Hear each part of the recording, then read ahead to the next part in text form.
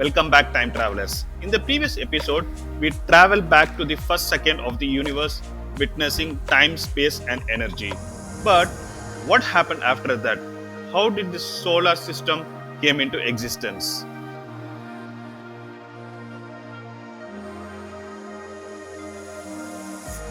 In this episode, we embark on a journey through time 9 billion years ago after the Big Bang to the very moment when our sun and the planets took the form.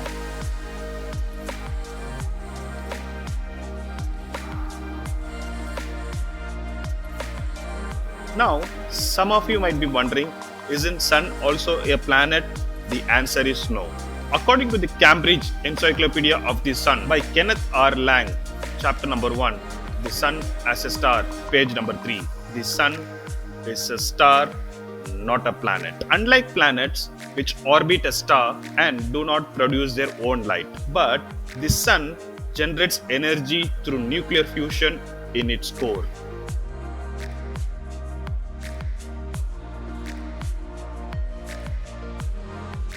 Roughly 4.6 billion years ago, within the spiral arms of the Milky Way.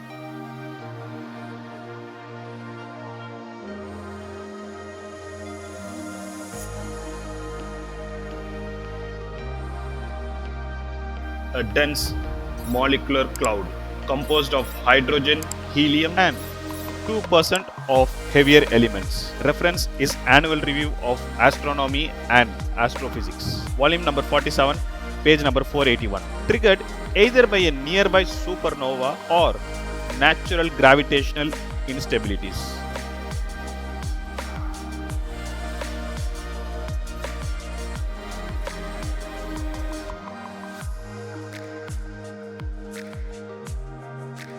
The molecular cloud began to collapse. As per the conservation of angular momentum, the cloud started spinning very faster, much like a figure skater pulling in their arms. Reference Stephen Hawking's Brief History of Time, chapter number 3, page number 42. The center of the disk grew increasingly hot and dense. This was the birth of the proto-sun. At this stage, temperature at the core rose to over 10 million Kelvin. Reference Staller and Palla, The Formation of Stars, chapter number 6, page number 253. The sun to be was still gathering mass, fed by the collapsing cloud. Surrounding the young sun, a vast spinning disk of dust and gas called a protoplanetary disk, which was formed.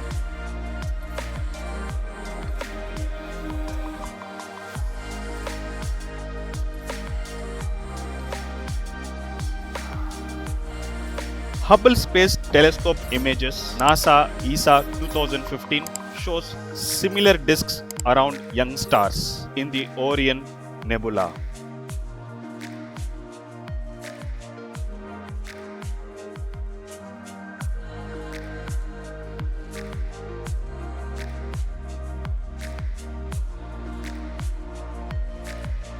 The disk was about 200 AU wide, where 1 AU is the distance between the Earth and the Sun, and that was the birthplace of the planets.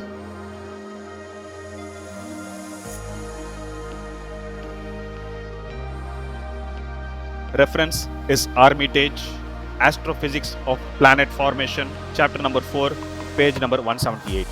In this chaotic disk, microscopic dust grains began colliding and sticking together due to electrostatic forces, forming pebble-sized clumps. Over a few million years, these clumps coalesced into planetesimals ranging from 1 kilometer to 100 km in diameter.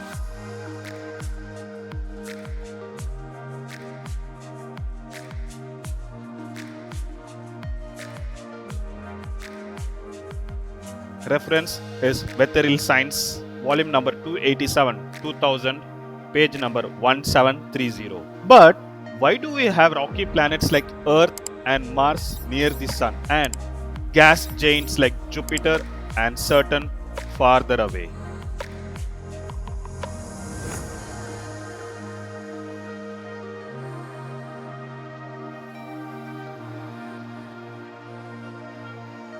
answer lies in the frost line, a boundary about 5 AU from the sun, where temperatures were cold enough for volatile compounds like water and methane to condense into solid ice. Reference Lisaur and Stevenson, Formation of the Giant Planets, chapter number 2, page number 57. Inside the frost line, only heavy metals like iron, nickel, and silicates withstand the heat, forming Earth, Mercury, and Venus, as well Mars.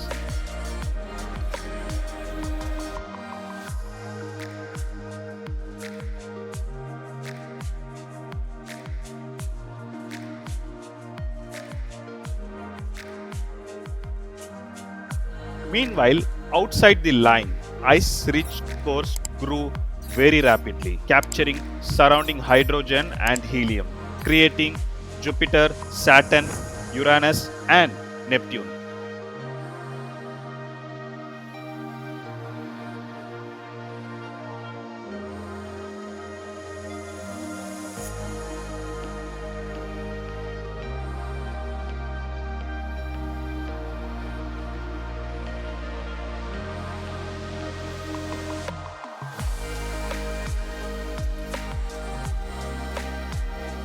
These gas giants generate up to 99% of planetary mass in the solar system. Reference is Willard Annual Review of the Earth and Planetary Sciences, volume number 33 of 2005, page number 493. Around 4.1 billion years ago, the young solar system experienced a chaotic period called the Late Heavy Bombardment. Reference is Hartmann et al., Meteoritics and Planetary Science, volume number 36 of 2001, page number 1053. Leftover planetesimals bombarded the forming planets, shaping their surfaces. Craters on the Moon, Mercury, and Mars serve as scars from this era. Earth was no exception. Some of these impacts may have even delivered water, contributing to the formation of our ocean. Reference is Morbidelli et al., Earth and Planetary Science Letters, volume number 202 of 2002, page number 1. Finally, after 50 million years, the Sun ignited nuclear fusion in its core, marking its transformation into a main sequence star. Reference is Bakal, Astrophysics, chapter number 5, page number 212. The intense solar wind swept away the remaining gas and dust, leaving behind the planets, moon, asteroids, and comets that we see today. The solar system we know was born.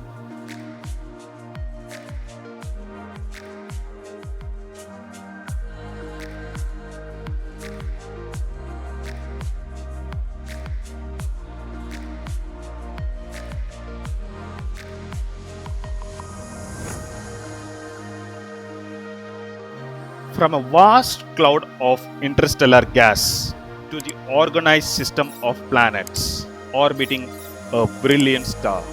The formation of solar system is a testament to the intricate play of physics, chemistry, and cosmic chance. Now, how did Earth become habitable and what led to the emergence of life?